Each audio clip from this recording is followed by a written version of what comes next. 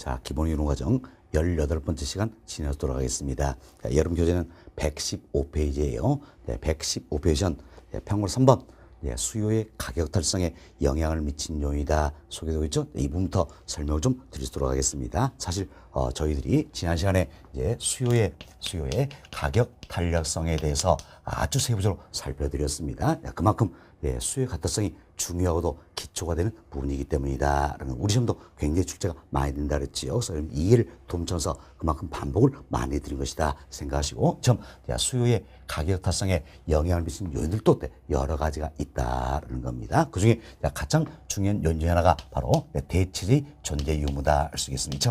대체제가 많다, 적다, 이걸 비교를 해보자. 항상 상대적인 비교란 이야기예요. 상대적으로 비교했을 때 양이 많이 비하면 탄력적, 적게 비하면 비탄력적이다. 이 생각을 해보시면 되겠습니다. 자, 그럼 보세요. 대체제가 많으면 많을수록이요. 자, 지금 누구 입장입니까? 수요의 가격탈성이니까 수요자 입장이에요. 그럼 대체가 많을수록 수요자 입장에서는 선택폭이 넓어지겠죠? 선택폭이 넓어지니까 양이 많이 변한다 할 수 있겠죠? 따라서 수요의 가타성은 탄력적이 된다라는 겁니다. 지금 수요의 가타성이 탄력적이 되면 될수록 수익선의 기울기 경사도는 완만해진다 할 수 있겠지요. 다음, 대체제가 적으면 적을수록 수요자 입장에서는 선택의 폭이 좁아지겠지요. 그럼 선택의 폭이 좁아지니까 양이 적게 변한다는 겁니다. 그래서 이때를 우리가 비탄력적이다 이렇게 표현할 수가 있다는 겁니다. 지금 대체제가 적으면 적을수록 수요의 가타성은 비탄력적이다. 그럼 비탄력수록 수익선의 기울기 경사도 급해진다. 이렇게 참고하시면 되겠죠. 자, 이 내용도 우리가 지난 시간에 다 배웠던 내용이에요. 수요의 가타성이 탄력적일수록 기울기 경사는 완만해지고 비탄력일수록 기울기에서는 급해진다. 배웠었죠? 자, 이렇게 응용이 좀 되시면 되겠습니다. 자, 그럼 우리가 이 부분을 조금 더 쉽게 이야기해서 이런 생각을 한번 해봅시다. 자, A가 있어요. A의 가격이 상승합니다. A의 가격이 상승하면 A의 수요량은 감소한다 할 수 있겠죠. 지금 가격이 상승하면 수요량은 감소한다는 이야기. 그럼 수요량이 감소도 상대적인 비교예요. 이만큼 감소하느냐, 이만큼 감소, 좀 상대적인 비교다 생각하시고, 상대적으로 수요량이 많이 감소한다. 그럼 양이 많이 변하니까 이때는 뭐가 됩니까? 탄력적이 되는 것이고, 자, 상대적으로 양이 적게 변합니다. 그 양이 적게 변하면 뭡니까? 비탄력적이 되는 것이다. 이렇게 생각하시면 되겠습니다. 그럼 이때 우리가 하는 것이다. 이처럼 A의 가격이 상승하는데, 이때 A와 대체제가 많냐 적냐 이 문제예요. 그럼 A와 대체제가 A와 대체제가 이처럼 B, C, D, E, F, G 이처럼 대체가 많은 경우, 그리고 A와 대체가 적은 경우 B 달러 하나 있다는 이야기예요. 이 경우를 비교해보자는 이야기예요. 비교해보면 잡았어요. 이제 오로지 A의 가격만이 상승한다는 이야기예요. A의 가격이 상승하니까 당연히 A 안 사겠죠. 안 사고 대체가 가능하니까 B나 C나 D, E, F, G 이걸 살 거란 이야기예요. 그럼 충분히 A 안 사고 자, B나 C나 D, E, F, G 이걸 산다는 이야기예요. 그럼 이쪽으로 다 몰리니까 A의 수요량은 줄더라도 자, 적게 줄을까요? 많이 줄을까요? 많이 줄겠죠? 이쪽 다 사고 이쪽으로 다 와버리니까 많이 줄었다. 따라서 이때는 대체가 많다. 이때는 수요 가타성이 탄력적인 경우가 된다는 겁니다. 다음은 여기 보세요. A의 가격이 상승합니다. 이때 A 가격이 상승하니까 A 안 사겠지요. 안 사고 대체가 난 제가 B 달러 하나 있다냐? 그럼 B를 사겠지요. 그렇지만 대체가 적기 때문에 줄 늦게 쓰면 B를 못 산다는 이야기예요. 그럼 이때는 울며 겨자 먹기로 더 높은 가격으로 A 사겠죠? 따라서 이때는 수요량이 A의 수요량이 줄더라도 많이 줄으니까 적게 줄으니까 적게 줄어든다. 양이 적게 변하니까 이때는 뭡니까? 비탄력적이 되는 것이다. 이렇게 생각하시면 되겠어요. 이처럼 자, 대체제가 많으면 많을수록 수요자 입장에서는 선택폭이 넓어지겠죠. 양이 많이 변한다. 탄력적이 되는 것이고, 대체가 적으면 적을수록 수입돼서는 선택폭이 좁아진다는 이야기예요. 양이 적게 변한다 했을 때 비탄력적이 되는 것이다. 이렇게 이해하시면 되겠어요. 자, 그리고 이 부분도 아예 외워버리는 것이 마음이 편할 수 있는 겁니다. 그만큼 활용이 많이 된다는 이야기예요. 그래서 상대적인 비교다 생각하시고 상대적으로 대체제가 많으면 많을수록 수요에 같아서는 어때? 탄력적이 되는 것이고 상대적으로 대체제가 적으면 적을수록 수요에 같아서는 어때? 비탄력적이 되는 것이다. 이렇게 외워버리는 것도 하나의 방법이 되겠습니다. 그래서 부동산에서는 자, 이거 하나 가지고 우리가 해결 다 할 수가 있다는 얘기에서 항상 상대적인 비교다 생각하시고 비교해서 대체제가 많을수록 어때? 수요에 따라서는 탄력적, 적을수록 어때? 비탄력적이다. 이렇게 판단하시면 되겠다라는 겁니다. 자, 그럼 우리가 몇 가지 예를도 말씀을 드립니다. 자, 먼저 우리가 이제 이렇게 예를 한번 들어봅시다. 자, 일반 재화와 부동산이다. 이렇게 비교를 해보자는 이야기예요.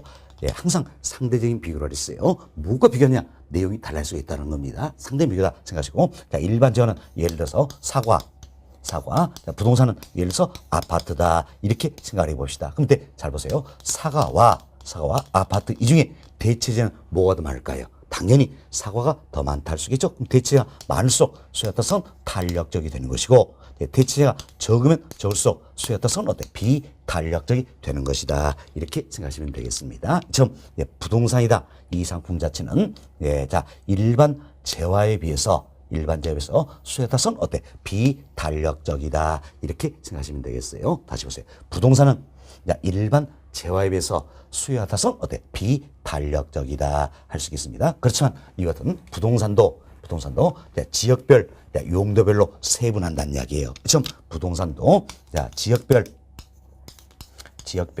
용도별로 세분할수록 그만큼 어때? 대체제는 많아진다 할 수 있겠죠. 따라서 지역별, 용도별로 세분할수록 부동산도 수요에 따라서는 어때? 탄력적이 된다. 이렇게 참고하시면 되겠습니다. 자, 다음은 우리 또 이렇게 비교를 해봅시다. 자, 이제 주거용 부동산과 상공업용 부동산이다. 이렇게 비교해봤냐. 이때 주거용은 아파트, 상공업용은 상가 건물이다. 이렇게 생각해 봅시다. 그럼 이때 아파트와 상가 건물 이걸 비교해봤냐. 아파트와 상가 건물 이걸 비교하면 대체제는 어디가 더 많을까요? 당연히 아파트가 더 많다 할 수 있겠지요. 아파트가 더 많다는 이야기야. 그럼 이때는 어때? 이제 대체가 많으니까 수요에 따라서는 탄력적. 대체 적으면 상대적으로 수요에 따라서는 어때? 비탄력적이다라는 겁니다. 자, 여기 보세요. 여기도 아파트였죠. 여기도 아파트라는 이야기야. 자, 이때는 수요 타성이 비탄력적이었네요. 이때는 뭡니까? 수요 타성이 탄력적이네요. 그죠? 그럼 결국은 뭡니까?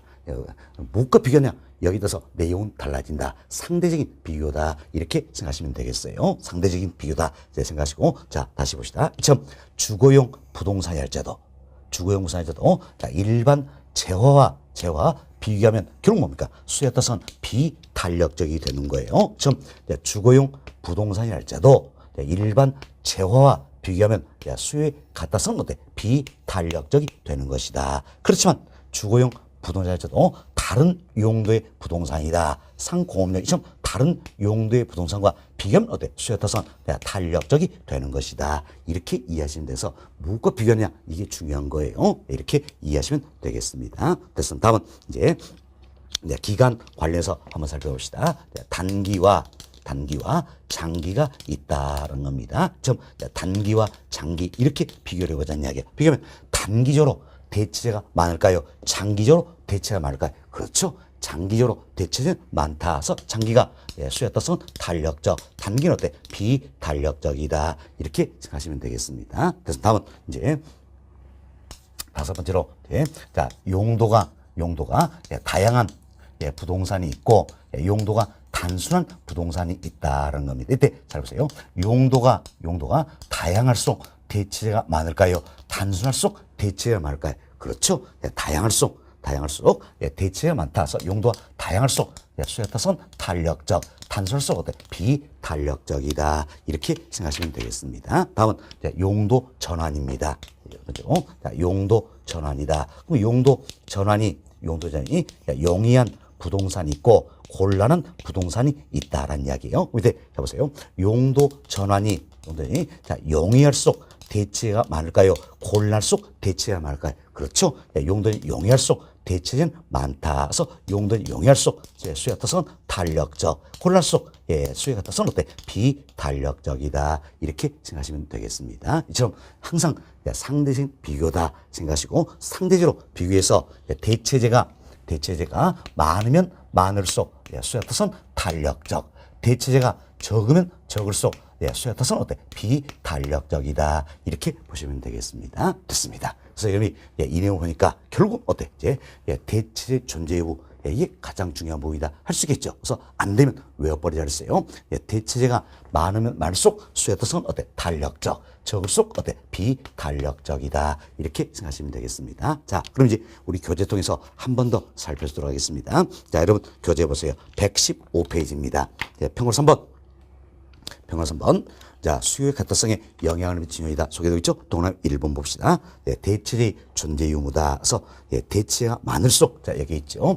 대체제가 많을수록 수요의 가타성은 어때? 탄력적이다.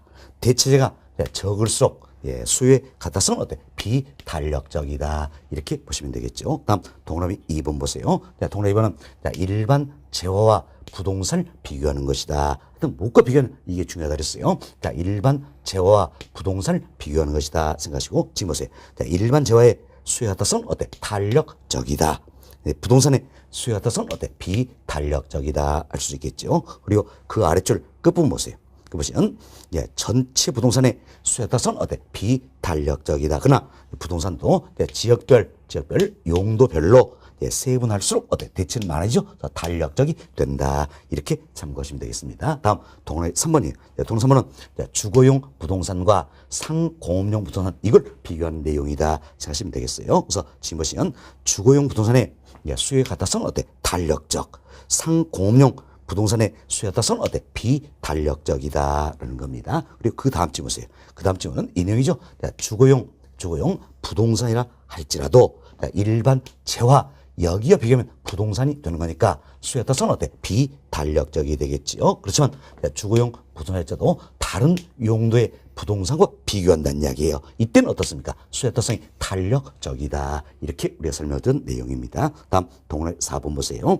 기간입니다. 자, 단길수록 수요에 따라서는 어때? 비탄력적이지요. 장길수록 수요에 따라서 어때? 탄력적이 된다는 겁니다. 동그라미 5번 용도의 다양성입니다.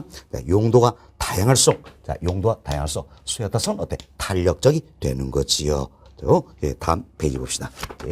용도가 단순할수록 수요에 따라서 어때? 비탄력적이 된다는 겁니다. 다음 동그라미 6번이에요. 용도 전환입니다.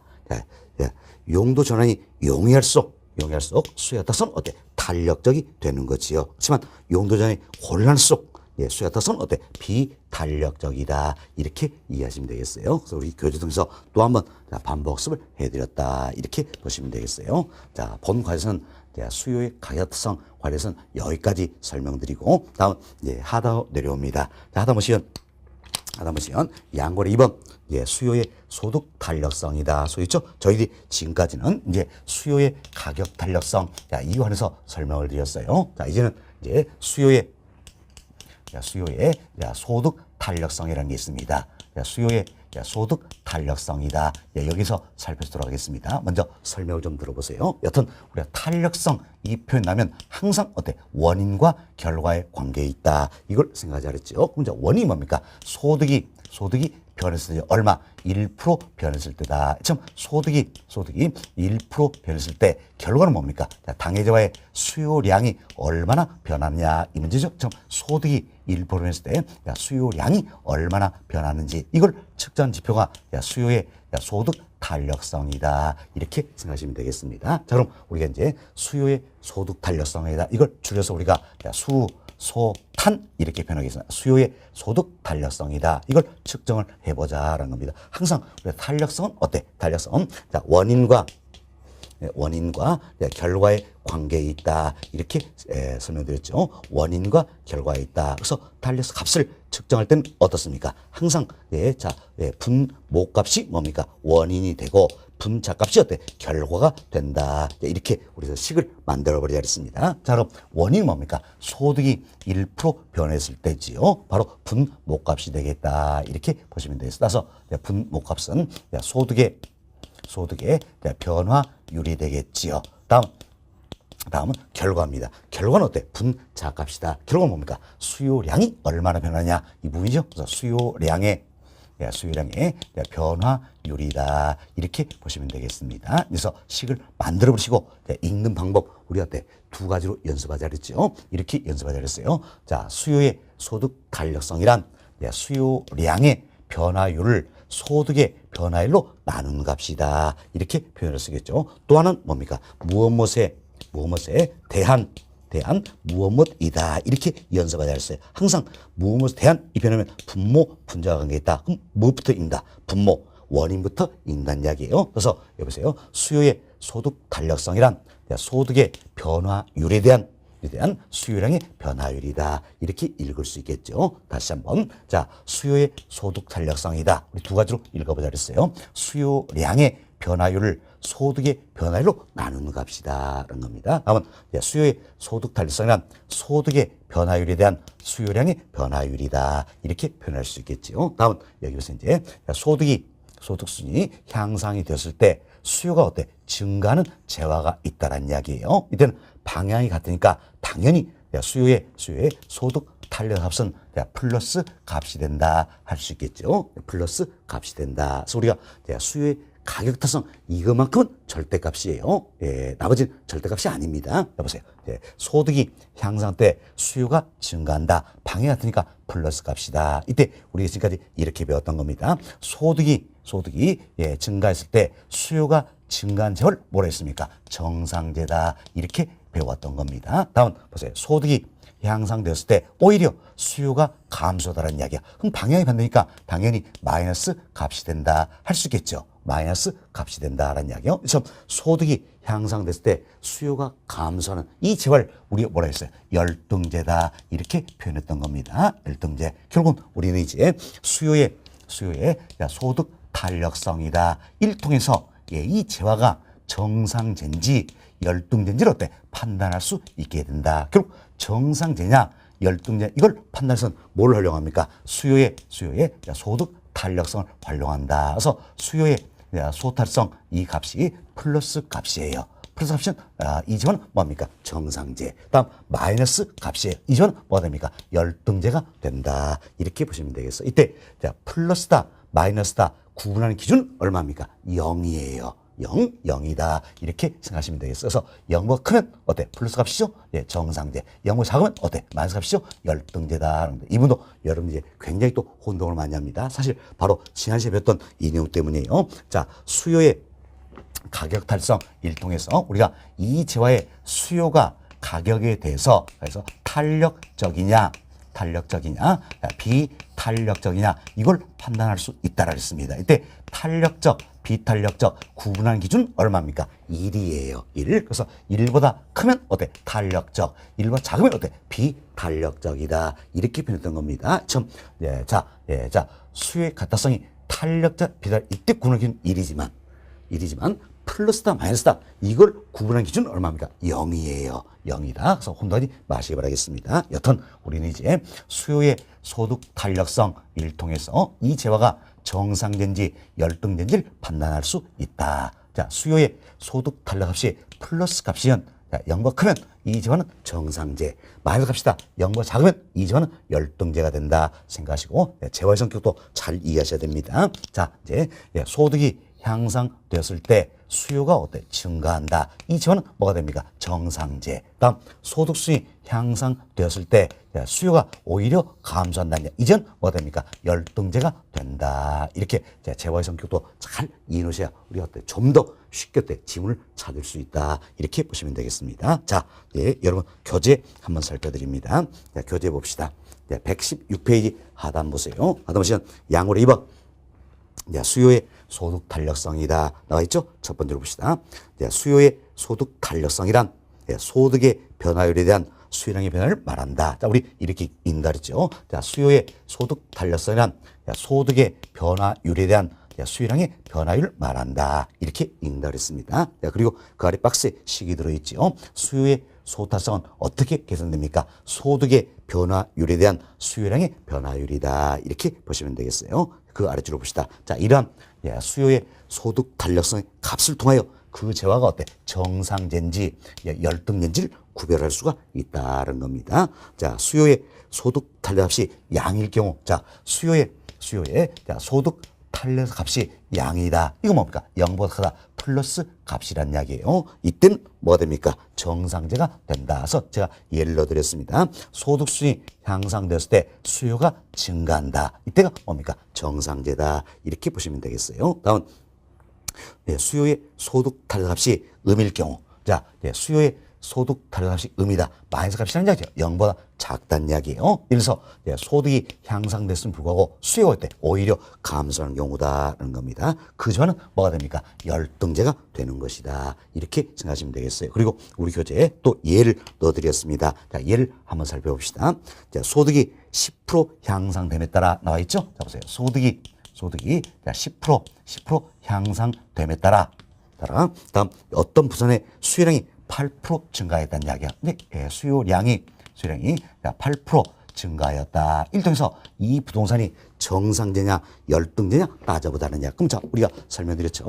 자, 정상재, 열등재 구분의 기준은 뭡니까? 수요의 소득 탄력성이다. 그래서 얼른 우리가 이제 수요의 소득 탄력 값을 계산해 보자. 탄력성은 항상 원인과 결과형이 있다. 원인이 분모값이죠. 원인이 뭡니까? 소득이 1% 변했을 때요. 소득의 변화율이 되겠죠. 결과 뭡니까? 수요량이 얼마나 변하냐? 수요량의 변화율이다. 이렇게 우리가 식을 만들어 볼 수 있죠. 소득의 변화율에 대한 수요량의 변화율이다. 그리고 그대로 대입을 한번 해봅시다. 자, 소득이 자, 10% 상승했을 때 항상 우리가 실수하지 않게 방향성 표기에 내렸습니다. 소득이 10% 상승에 수요량이 얼마입니까? 8% 증가하더라라는 겁니다. 그럼 그때 보세요. 이제 방향성이 같은 것 때 당연히 플러스 값이 된다 할 수 있겠죠. 그래서 방향성이 중요한 거예요. 그래서 우리가 실수하지 않게 해서는 반드시 방향성을 표기하자 이렇게 말씀드렸던 거예요. 자, 방향성 같으니까 플러스가 됐고 10분의 8이니까 얼마입니까? 0.8이 된다 할 수 있겠죠. 그럼 결국은 자, 0.8 플러스 값이네요. 플러스 값이니까 이 부동산은 뭐가 되는 겁니까? 정상재가 되는 것이다. 이렇게 판단하시면 된다는 이야기예요. 그렇지만 우리가 이제 수요의 소득 탄력성 계산하지 않고도 정상재 열등이야. 이걸 어때? 쉽게 따져볼 수가 있다는 겁니다. 자, 이건 여러분이 생각하시면 되겠죠. 자, 소득이 향상되었어요. 소득이 향상돼야 수요가 어때? 증가한다는 이야기야. 바로 답 나오죠? 뭡니까? 정상재다. 이렇게 바로 찾을 수가 있다. 그래서 우리가 재화의 성격도 잘 이해하자. 이렇게 설명드린 부분이 되겠습니다. 됐습니다. 자, 이 내용이 여러분 교재에 나와 있는 내용이에요. 자, 다시 한번 봅시다. 116페이지 맨 아랫줄이에요. 소득이 10% 향상됨에 따라 어떤 부산의 수요량이 8% 증가하였다면 수요의 소득 탄력성 얼마입니까? 플러스 0.8이 되겠지요. 그래서 이 부동산 뭐가 됩니까? 정상재라 할 수 있다. 이렇게 생각하시면 되겠습니다. 자, 이렇게 해서 저희들이 이제 수요의 소득 탄력성 설명을 다 드렸고요. 다음 이제 수요의 교차 탄력성이라는 게 있습니다. 수요의 교차 탄력성이다. 그런데 항상 우리가 이 생각 잘했어요. 탄력성 나면 원인과 결과의 관계에 있다는 겁니다. 이때 교차니까 크로스란 이야기예요. 그래서 두 재화가 아니다 할 수 있겠죠. 그래서 다른 한 재화의 가격이 1% 변했을 때 당해저의 수요량이 얼마나 변할 것인가 이를 측정하는 개념이 뭡니까? 수요의 교차 탄력성이다. 따라서 수요 교차 탄력성은 두 재화를 가지고 설명하는 개념이다 할 수 있겠죠. 자, 우리가 그럼 이제 식을 만들어 버리자는 이야기예요. 자, 수요의 교차 탄력성이다. 줄여서 수교탄 이렇게 표현했습니다. 그럼 수요의 교차 탄력성은 어떻게 우리가 산정할 것인가? 항상 원인과 결과가 관계 있다. 원인이 어때? 분모값이라고 했습니다. 원인 뭡니까? 다른 한 재화의 가격이 변했을 때다. 얼마? 1% 변했을 때 따라서 유리 되겠죠. 그래서 이제 A 재화의 가격 변화율이다. 이렇게 보시면 되겠어요. A제와 가격 변화율이다라는 겁니다. 다음 결과는 뭡니까? 다른 한제와의 즉 당해제와의 수요량이 얼마나 변할 것인가. 이 결과가 되죠. 결과는 분자값이다라는 따라서 결과는 B제와의 수요량의 변화율이다. 이렇게 보시면 되겠습니다. 한 제와의 가격이 얼마? 1% 변수돼서 율이죠. 1% 했을 때 당해제와 즉 다른 한 제와의 수요량이 얼마나 변할 것인가. 이걸 측정하는 게 바로 뭡니까? 수요의 교차 탄력성이다. 이게 생각하죠. 교차 이 말이 나오면 크로스 두 제와가 아니다. 한 제와의 가격이 1% 변했을 때 다른 한 제와의 가격이 1% 변했을 때 다른 한 제와의 수량이 얼마나 변하느냐 이 문제예요. 결국은 한 제와의 다른 한 제와의 가격이 1% 했을 때 당해제와의 수량이 얼마나 변하느냐 이걸 측정하는 개념이다. 이렇게 우리가 이해할 수도 있다라는 겁니다. 이때 여기 보세요. 이제 A의 가격이 상승합니다. 상승했을 때 어때? B의 수요가 어때? 증가하는 경우가 있다라는 겁니다. 이도 방향이 같으니까 당연히 어때? 플러스 값이 된다라는 겁니다. 그런데 우리가 이렇게 배웠어요. 한 제와의 가격이 상승함에 따라서 다른 한 제와의 수요가 증가한다는 이야기예요. 그럼 둘은 어떤 관계가 있습니까? 대체 관계에 있다. 그래서 때 대체제가 되는 것이다 라는 겁니다. 다음은 여기 보세요. A의 가격이 상승함에 따라서 B의 수요가 감소하더라는 이야기예요.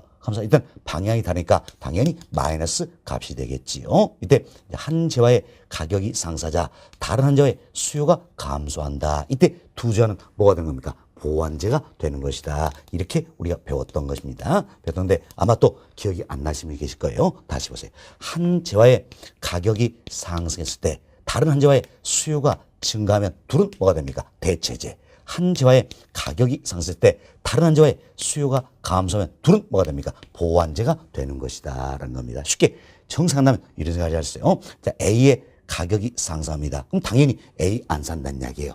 A 안 사고 B의 수요가 증가할 때는 B를 샀다는 이야기예요. 왜 A 안 사고 B를 샀을까요? 결국 A와 B는 대체가 되기 때문이다. 따라서 A와 B 이때는 뭐가 됩니까? 대체제가 되는 것이다. 자 보세요. A의 가격 상승가 A 안 사겠지요. 그럼 B의 수요가 감소했다. B도 안 산다는 이야기예요.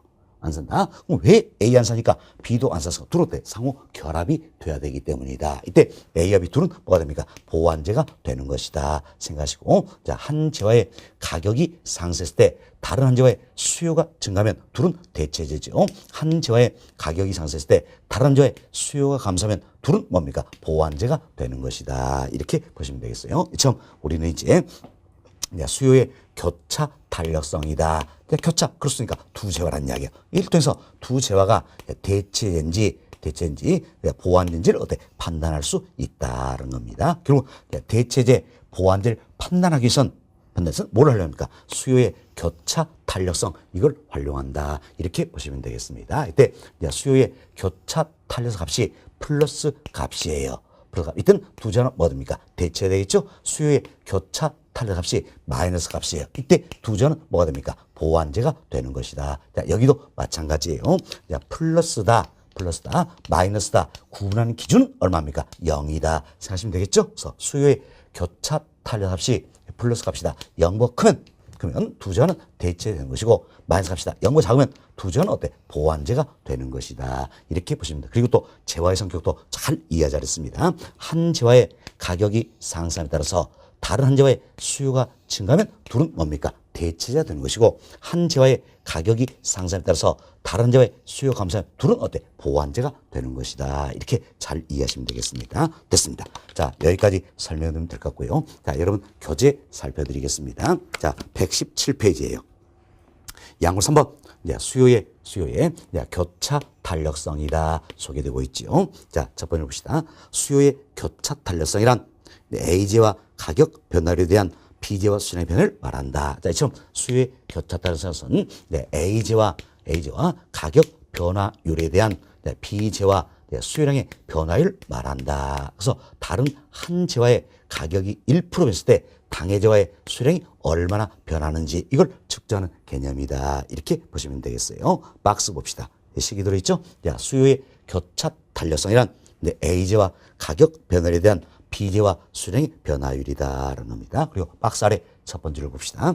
자, 이러한 수요의 교차 탄력성 값을 통하여 두 재화가 대체된지 보완된지를 구별할 수가 있다는 겁니다.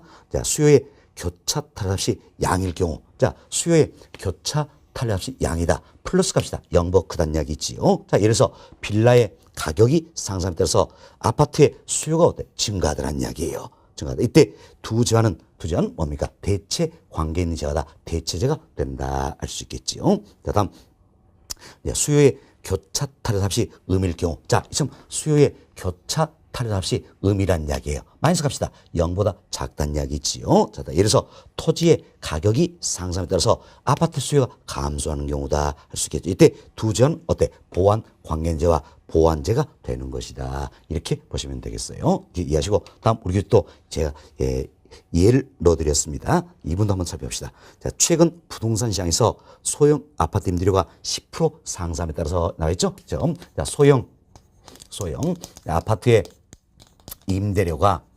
10% 상승했다는 이야기지요. 예, 오피스텔의 임대 수요가 이래서 오피스텔의 임대 수요가 7% 증가했다는 이야기예요. 7% 증가했다는 겁니다. 이를 통해서 이제 소형 아파트와 오피스텔 두 재화가 어떤 연관성이 있는가? 결국 대체인지 보완된지를 구별해보자는 이야기예요. 그래서 대체제, 보완제 구별하는 기준은 뭡니까? 수요의 교차 탄력성이다. 그럼 우리는 얼른 수요의 교차 탄력성을 계산을 해보자는 겁니다. 자, 수요의 교차 탄력성은 어떻게 생각합니까? 자, A제와 가격 변화율에 대한 B제와 수요량의 변화율이다. 이렇게 생각하시면 됩니다. 그래서 한 제와의 가격이 1% 변했을 때 다른 한 제와의 수요량이 얼마나 변하느냐, 또는 이제 다른 한 제와의 가격이 1% 변했을 때 당해 제와의 수요량이 얼마나 변하느냐, 이걸 측정하는 개념이라서 그대로 대입합시다. 그대로 대입하시면 되는데 여러분들이 여기를 잘 보세요. 자, 임대료다. 이건 어때? 쉽게 가격이다 생각하시면 되죠. 둘 중에 가격이 변한 건 뭡니까? 소형 아파트가 되겠지요. 그래서 이제 부모는 소형 아파트의 가격 변화율이다 생각하시면 되죠. 얼마입니까? 10% 상승했다라는 겁니다. 다음 이제 분자는 B제와 수요량의 변화율이에요. 그럼 둘 중에 수요량이 변한 건 뭡니까? 오피스텔이 되죠. 그래서 오피스텔 수요량의 변화율이다 생각하시면 되죠. 얼마입니까? 7%. 증가했다 할 수 있겠죠. 이때 항상 우리가 방향성을 표기한다 했습니다. 이때 방향성이 같으니까 당연히 어때? 플러스 값이 된다. 10분의 7이니까 얼마입니까? 0.7이 되겠죠. 점 플러스 값인가? 자, 수요의 교차 탄력성이 이제 플러스 값이라는 이야기야. 플러스 값이니까 당연히 두 재와 소형 아파트와 오피스텔은 어떤 관계가 있습니까? 대체 관계에 있는 재화가 된다. 대체재가 된다. 이렇게 생각하시면 되겠어요. 그리고 이분도 우리가 이제 두 재화가 여기는 소형 아파트와 오피스텔이 대체 보완자 이것만 따진다면 굳이 계산할 필요가 없다는 이야기예요. 그래서 우리가 재화 성격을 잘 이해하죠. 자, 한 재화의 가격이 어때? 상승함에 따라서 다른 한 재화의 수요가 어때? 증가했다는 이 점. 한 재화의 가격이 상승에 따라서 다른 한 재화의 수요가 증가했다. 그때는 둘은 뭐가 됩니까? 대체해야 된다. 우리가 연습 많이 했죠. 한 재화의 가격이 상승에 따라서 다른 재화의 수요가 증가하면 둘은 뭐가 된다? 대체해야 된다. 그래서 바로 찾아볼 수가 있다. 그래서 재화 성격도 잘 이해하자라는 겁니다. 자, 그럼 우리 교재 한번 보세요. 다시 봅시다. 최근 부동산 시장에서 소형 아파트 임대료가 10% 상승에 따라서 오피스텔의 임대 수요가 7% 증가하였다면 수요의 교차 타성은 얼마입니까? 0.7이 되겠지요. 플러스 값이죠. 따라서 소형 아파트와 오피스텔은 어때? 대체 관계인지와 대체제라 할 수 있다. 이렇게 이해하시면 되겠습니다. 됐습니다. 자, 수요의 교차 타성도 이런 정도면 우리 시험 전혀 문제가 없다. 그래서 설명을 아주 많이 드렸습니다. 자, 저희들이 지금까지 수요의 가격 탈성 관련해서 그리고 수요의 소득 탄력성, 수요의 교차 탈성 관련해서 말씀을 드렸습니다. 이분 한 번 더 정리합니다. 자, 여기 보세요. 여기선 수요의 가격 탄력성, 수요의 소득 탄력성, 수요의 교차 탄력성. 자, 이분을 지금까지 설명을 드렸습니다. 이때 보세요. 수요의 가타성 을 통해서 이 재화의 수요가 가격에 대해서 탄력적이냐, 비탄력적이냐, 비탄력적이냐 이를 판단할 수 있다라는 겁니다. 이때 탄력적, 비탄력적 구분한 기준 얼마입니까? 1이라 그랬지요. 그래서 1과 크면 탄력적, 1과 작으면 비탄력적이다라는 겁니다. 다음 수요의 소득 탄력성 을 통해서 이 재화가 정상제인지 열등제인지를 판단할 수가 있다. 이때 자 정상제, 열등제 구분한 기준은 얼마입니까? 0이라 그랬어요. 0이다. 그래서 수요의 소득 탄력값이 자 0보다 크다. 플러스 값이면 정상제가 되겠죠. 수요의 소득 탄력값이 0보다 작다. 마이너스면 뭡니까? 열등제가 되는 것이다. 다음은 수요의 교차 탄력성이다. 교차, 크로스니까 두 재화가 아니라 그래서 우리가 수요의 교차 탄력성을 통해서 두 재화가 대체제인지 보완된지를 판단할 수 있다라는 겁니다. 이도 구분 기준은 얼마입니까? 0이라 그랬어요. 그래서 수요의 교차 탄력 값이 0보다 크다. 플러스 값이면 두 재화는 대체제가 되겠고 수요의 교차 탄력 값이 0보다 작다는 얘기, 마이너스 값이면 두 재화는 보완제가 되는 것이다. 이렇게 보시면 되겠어요. 그래서 수요의 가해타성, 가해타 1통해서 탄력적이냐 비탄력 판단할 수 있다. 구분 기준 1이 되겠지요. 다음 수요의 소타성 1통해서 이 재화가 정상제냐 열등제냐 판단할 수 있다. 구분 기준 0이 되겠지요. 수요의 교차타성 1통해서 두 재화가 대체제냐 보완제냐 판단할 수 있다. 구분 기준 얼마입니까? 0이 되는 것이다. 이렇게 생각하시면 되겠어요. 그럼 역으로 우리가 또 이런 생각도 할 수가 있어야 되는 겁니다. 자 보세요.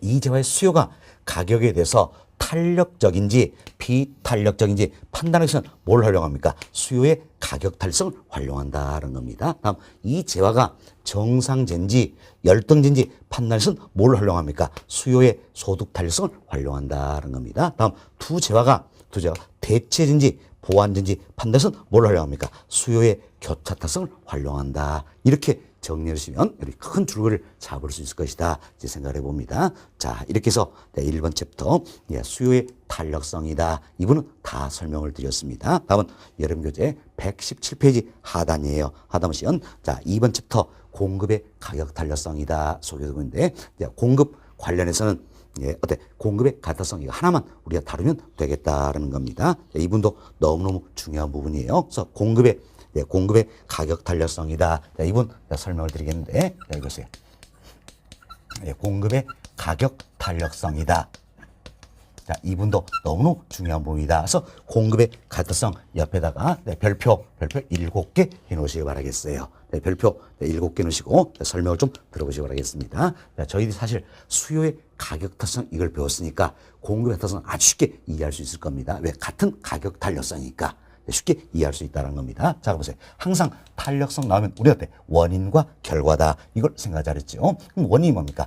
가격이 얼마? 1% 변했을 때다. 결국 당해자의 가격이 1% 변했을 때 결과가 뭡니까? 공급량이 얼마나 변할 것인가. 이걸 측정하는 개념이다. 이렇게 보시면 되겠습니다. 그래서 당해자의 가격이 1원이 아니라 그랬죠? 1% 변했을 때 당해자의 공급량이 얼마나 변할 것인가. 이걸 측정하는 개념이다. 역시 마찬가지예요. 공급량이 얼마나 변할 것인가. 1층이니까 양적인 지표다 할 수 있겠죠. 좀 양적인 지표니까 당연히 뭐가 됩니까? 정량적 지표가 되는 것이다. 사실 탄력성 우리 지금 네 가지 배우는 겁니다. 수요의 가격 탄력성, 수요의 소득 탄력성, 수요의 교차 탄력성, 공급의 가타성 내가 배웠는데 다 마찬가지예요. 수요량이 얼마나 변할 것인가, 공급량이 얼마나 변할 것인가, 이걸 측정하는 개념이라는 그래서 양적인 지표니까 결국 모두가 정량적 지표다. 이렇게 생각하시면 되겠어요. 자, 정성적 지표 아니라 그랬죠. 정량적 지표다 생각하시고 다음은 우리가 공급의 가격 탄력성, 예를 들어서 공과 탄 했는데 공급의 가타성 측정을 한번 해보자는 겁니다. 항상 탄력성은 원인과 결과의 관계에 있다 생각하시고 우리가 식을 만들어 볼 때는 원인이 어디라 했어요? 분모값이 된다. 우리 설명했죠? 원인이 분모값이 된다라는 겁니다. 사실 여기 적어놨는데 지워버렸네요. 자, 원인이 분모값이다. 원인이 뭡니까? 자, 당해자의 가격이 1% 변했을 때다. 따라서, 자, 분모는 뭡니까? 가격의 변화율이 된다. 이렇게 보시면 되겠어요. 자, 1%니까 율이 되겠지요. 가격의 변화다. 결과는 뭡니까? 공급량이 얼마나 변할 것인가? 이 문제죠. 분자값이다. 그래서 분자값은 공급량의 공급량의 변화율이 된다. 이렇게 보시면 되겠습니다. 자, 그래서 우리가 이제 공급의 가격 탄력성, 자, 어떻게 정합니까? 공급량의 변화율을 가격의 변화율로 나누는 값이다. 할 수가 있죠. 또 이렇게도 인가했습니다. 가격 변화율에 대한 공급량의 변화율이다. 항상 두 가지로 연습하자 그랬어요. 다시 보세요. 공급의 가다성은 공급량의 변화율을 가격의 변화로 나누는 값이다. 할 수 있겠죠. 또한 공급의 가다성은 가격의 변화율에 대한 공급량의 변화율이다. 이렇게 표현할 수가 있다는 겁니다. 사실 공급의 가타성은 자 보세요. 가격이 상승하면 공급량은 어때? 증가하지요. 방해하니까 플러스 값이에요. 다음 가격이 하락하면 공급량은 어때? 감소한다. 방해하니까 플러스 값이죠. 그래서 굳이 절대값 주실 필요는 없다. 생각하시고 보시면 되셔서 저희가 탄력성 지금 네 가지를 배우고 있는 겁니다. 수요의 가격 탄력성, 수요의 소득 탄력성, 수요의 교차타성, 공급의 가타성 네 가지를 배우고 있는데 이 중에 절대값 추중은 딱 하나 있는 겁니다. 뭡니까? 수요의 가격 탄력성이다. 이렇게 생각하시면 되겠습니다. 됐습니다. 다음 이제 이 같은 공급의 가타성의 유형에도 어때? 유형에도 5가지가 있다. 이렇게 보시면 돼서 사실 저희들이 수요의 가타성에도 5가지 있었죠? 뭐가 있습니까? 단위 탄력적, 탄력적, 비탄력적, 완전 탄력적, 완전 비탄력적이다. 5가지 똑같은 논리를 생각하시면 돼요. 왜? 같은 가격 탄력성이니까 똑같은 논리를 생각하자는 겁니다. 이때 항상 우리는 탄력성 원인과 결과다. 원인이 뭡니까? 자 가격의 변화율이 되겠죠. 결과는 뭡니까? 공급량의 변화율이다. 그래서 어떤 가격의 변화율과 공급량의 변화율 이걸 비교하는 것이다. 항상 원인 먼저 적자를 써요. 그래서 가격 변화율과 공급량 변화율 비교를 해보십니다. 이때 가격 변화율과 공급량 변화율이 같다는 이야기예요. 같다. 이때는 어때? 단위마다 반응하겠죠? 이를 가려서 우리가 단위 탄력적이다. 이렇게 표현하는 겁니다. 단위 탄력적. 이때 공급의 가격 탄력 값은 얼마가 될 것인가? 거죠. 자, 제가 기호로 탄력성 영어 척을 쳐서 2로 표현했다 보니 우리 시험 한글로 나오니까 걱정하실 필요 없는 겁니다. 자, 공급의 가격 탄력값은 얼마 될 것인가? 자, 보세요. 가격 변화율과 공급량 이 둘이 같다는 이야기예요. 둘이 같으면 당연히 얼마입니까? 1이 되겠지요. 1이 된다. 이때 공급선은 원점을 통과하는 직선의 형태로 나타난다. 그러나 이것도 중요성은 없다. 이렇게 보시면 되겠습니다. 자, 그럼 여기 보세요. 우리 이제 그림으로 한번 나타내 봅시다. 나타내면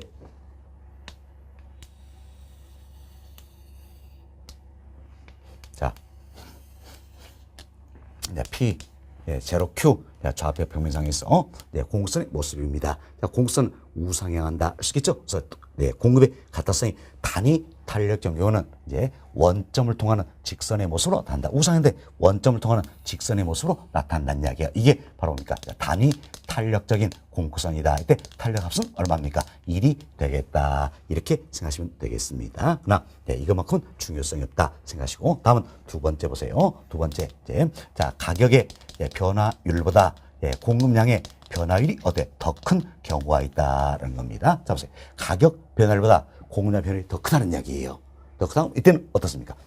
자, 양이 많이 변하죠? 양이 많이 변하니까 가격 변에 민감하다 할 수 있겠죠. 또 양이 많이 변하니까 반응이 크다는 이야기죠. 이때를 뭐라 했습니까? 우리가 탄력적이다. 이렇게 표현했죠. 탄력적. 그럼 이때 탄력적 값을 측정을 해보자는 이야기야. 자, 가격 변화율보다도 공급량 변화율 이 값이 더 크다는 이야기야. 그럼 당연히 1보다 크다는 걸 알 수 있겠죠. 1보다 크다. 그럼 참 탄력적일수록 양이 많이 변하기 때문에 공급선의 기울기 경사도 완만해진다 할 수 있겠죠. 이처럼 공급선의 기울기 경사도 완만해진다. 이게 이제 탄력적인 공급선이다. 근데 탄력 합선은 1보다 커진다. 이렇게 생각하시면 되겠습니다. 됐습니다. 다음은 이제 세 번째 케이스죠. 자, 가격 변화율에 비해서 공급량의 변화율이 더 적다란 이야기예요. 그럼 가격 변화율에 비해서 공급량이 더 적다는 이야기는 결국 양이 적게 변한다 할 수 있겠죠. 그럼 양이 적게 변하는 이야기는 뭡니까? 가격 변화에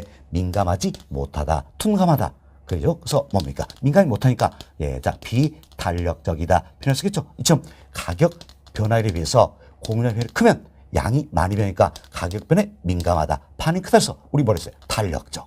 그렇지만 가격 변화율에 비해서 공급량 변화율이 더 적다는 이야기예요. 양이 적게 변하죠. 그럼 가격 변화에 민감하지 못하다는 이야기예요. 반응이 적다는 이야기예요. 그래서 어때? 비탄력적이다 표현할 수 있겠죠. 다음 탄력성의 값입니다. 자 보세요. 가격 변화율에 비해서 공유량별 이 값이 더 적다. 그럼 이 값이 적기 때문에 당연히 탄력 값은 어때? 1보다 작아진다 할 수 있겠죠. 그럼 비탄일수록 양이 적게 변하니까 공급선의 기울기 경사도 어때? 급해진다. 이렇게 보시면 되겠어요. 지금 공급선의 기울기 경사도 어때? 이렇게 급해진다는 이야기예요. 이게 그런 겁니까?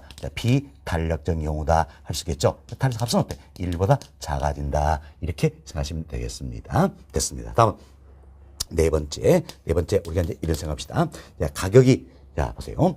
가격이 상승하면 당연히 공급량은 어때? 증가한다 할 수 있겠죠. 공급 법칙에서 공급량 증가한데 가격이 조금만 상승해도 공급량 어때? 무한대로 증가해 버린다는 이야기예요. 증가한다. 자, 보세요. 가격이 조금만 상승해도 공급량 무한대로 증가해 버린다. 그랬을 때 어떤 모습이 됩니까? 수평의 모습이 된다 할 수 있겠죠. 수평의 모습이 된다라는 겁니다. 이때는 어때?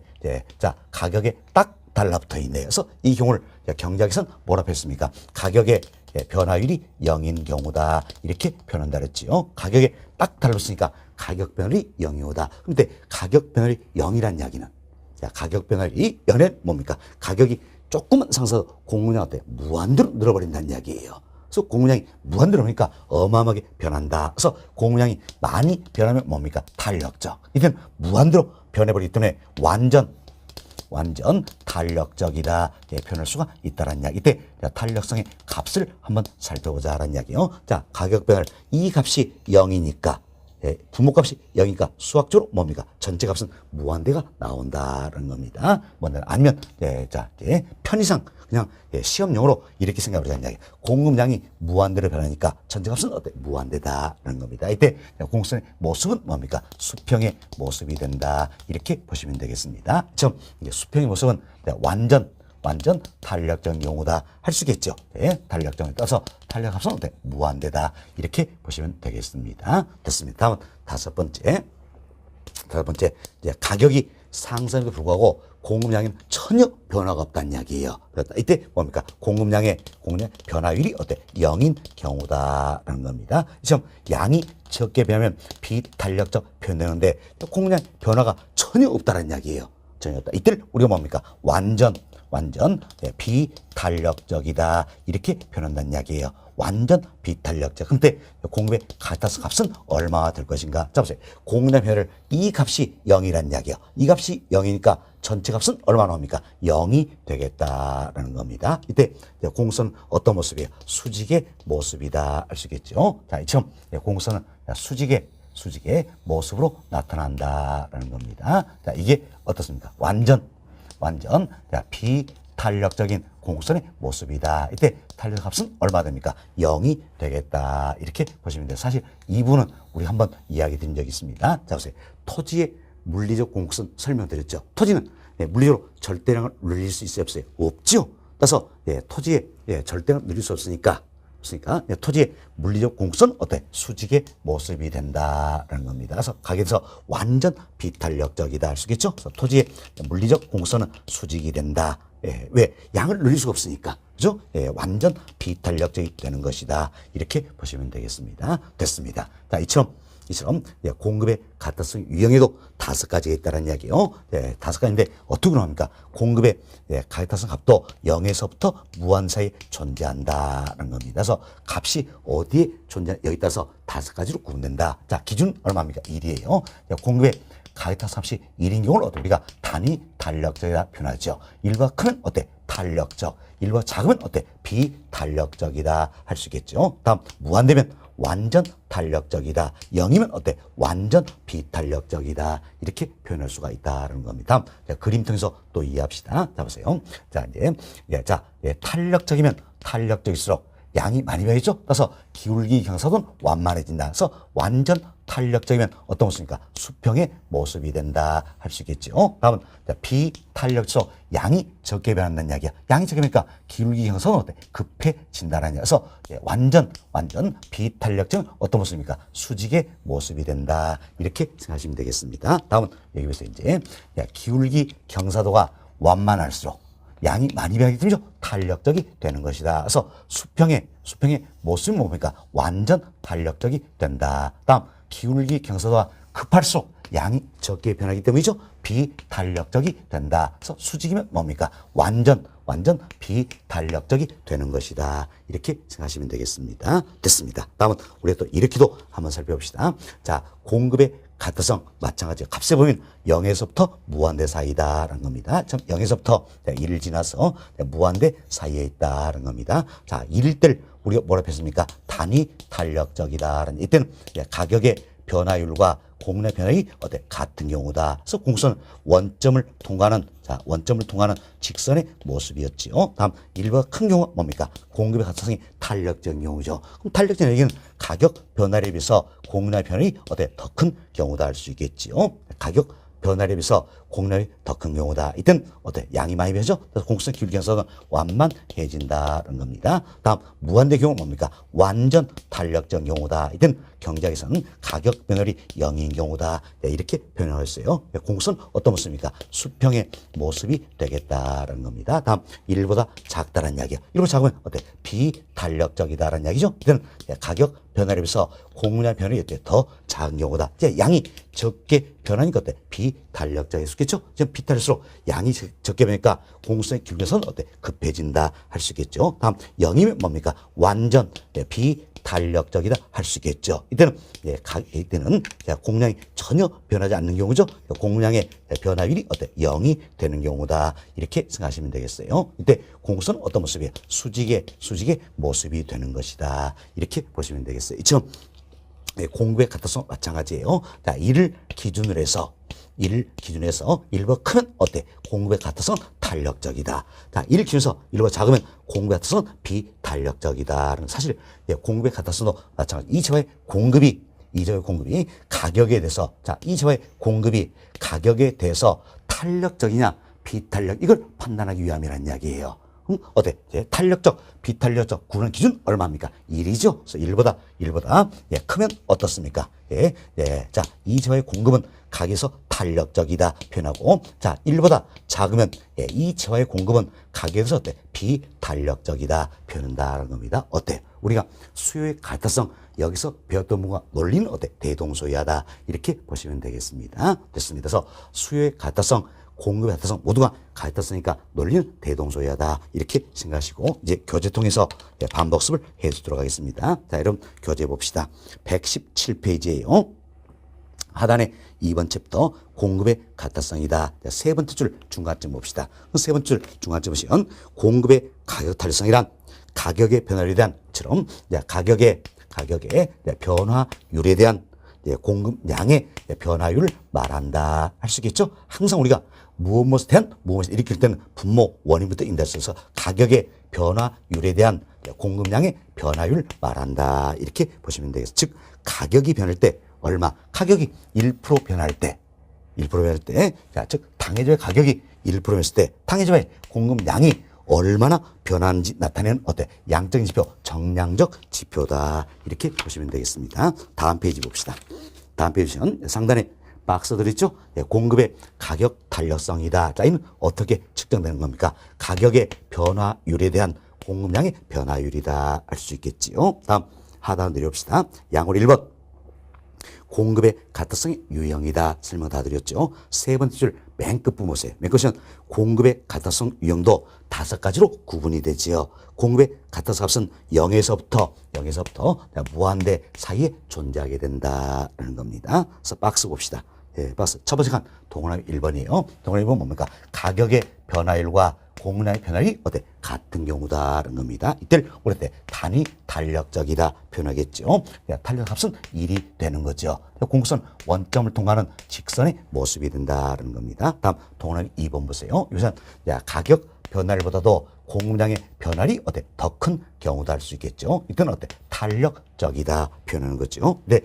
자, 탄력 값은 1보다 커진다. 공급선의 기울기에서 완만해진다는 이야기예요. 그 아래 칸 보세요. 동그라미 3번. 가격 변화율에 비해서 공급량 변화율이 작은 경우죠. 이때는 자, 공급의 가타성은 어때? 비탄력적이다 표현하겠죠. 공급의 가타값은 어때? 1보다 작다는 이야기예요. 공급선의 기울어서 급해진다는 겁니다. 다음 그 아래 칸 동그라미 4번입니다. 자, 가격 변화율이 0인 경우다. 이때는 또 우리가 완전 탄력적이다 표현을 쓰겠죠. 근데 공급의 같아서 값은 무한대가 되고 공급선은 어때? 수평의 모습이 된다는 겁니다. 다음 동그라미 5번. 네, 공급량의 변화율이 0인 경우다. 그럼 이들 완전 비탄력적이다 표현하겠죠. 공급의 가격 타산값은 0이 되고 공수는 어떤 모습입니까? 수직의 모습이 된다. 이렇게 보시면 되겠습니다. 자, 그리고 그 다음 페이지 보세요. 119페이지입니다. 119페이지 상담 시간 그림이 나와 있죠? 이 그림 통해서 또 우리가 이해를 해보자는 이야기요. 먼저 자, 동그라미 1번 보세요. 자, 동그라미 1번 어떤 모습입니까? 원점을 통과하는 직선의 모습이다. 할 수 있겠죠. 이게 단위 탄력적인 공곡선이다. 할 수 있겠죠. 다음 동그라미 2번 보세요. 2번이니까 어때? 공곡선의 기울기 경사도가 상대적으로 완만하다. 할 수 있겠죠. 완만할 수가 어때? 탄력적이다라는 겁니다. 다음 동그라미 3번 봅시다. 3번이니까 공곡선의 기울기 경사도가 상당히 급하다는 이야기죠. 뭡니까? 비탄력적이다. 다음 동그라미 4번 보세요.